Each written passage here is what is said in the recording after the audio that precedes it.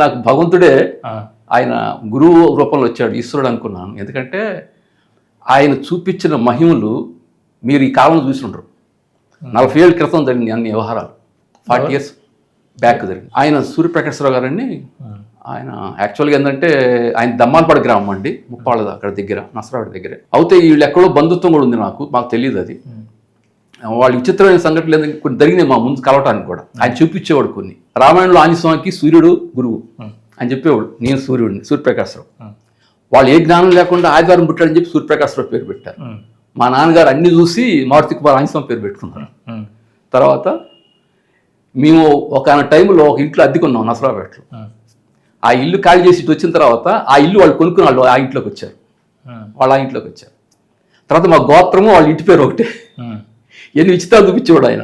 ఎన్ని చూసావా, దేవుడు ఎలా ఇచ్చాడు మనకి ఈ మార్గం, నీకు తెలియదు అనేవాడు. సరే నేను ఇంటా ఉండేవాడిని. ఇతను మామూలుగా ఈయన తట్టుకోవడం కష్టం. ఈయన సద్గురు స్వరూపం అండి, అది మనుషులకి అందేది కాదు. ఇంకా ఆయన చివరి క్షణం దాకా కూడా ఎవరిని దగ్గర రాని, ఇలా కొద్దిమందిని తప్పించి, ఆయన బాగా నిలకడగా చేసిన వాళ్ళని తప్పించి ఆ చివరి దాకా లేదు. కానీ నా విషయంలో మాత్రం ఆయన బంధం పడిపోయింది. ఆయనకి ప్రేమ ఉండేది. అది అప్పటికి ఆయన ఆధ్యాత్మిక వ్యక్తిని నాకు కూడా తెలియదు.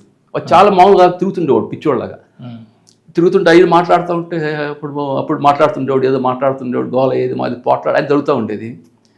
నేను ఎక్సర్సైజ్ చేస్తుండేవాడు, బాగా వర్కౌట్స్ చేస్తుండేవాడు ప్యారల్ బార్ సీట్ మీద పార్కుల్లో. అప్పుడు చాలా మంది ఫ్రెండ్స్ వచ్చి చేస్తుండేవాళ్ళు, ఈయన వచ్చేవారు. ఇలా మాట మీద వచ్చి ఏదో రోజు మాకు ఇద్దరికి తగాదు అయింది. నేను అసలు ఎవరితో తగాదు పెట్టుకున్నా, ఆయనతో తగాదు పెట్టుకున్నా. సరే తగాదు పెట్టుకుంటే మీ అందరూ కూర్చొని ఇలాగ పార్కులో సాయంత్రం కూడా మాట్లాడుతున్నాము. ఆయన చీకటి పడింది.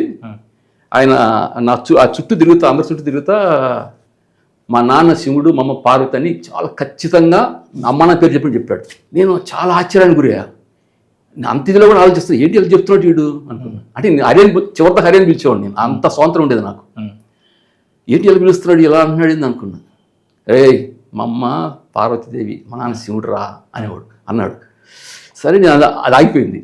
తర్వాత ఈయన నన్ను ఈ మనుషుల్లోంచి ఈ దాంట్లో వేరు చేశాడు, చిన్నగా చేసుకొచ్చి ఏం చూపిస్తున్నాడు అయ్యి అని.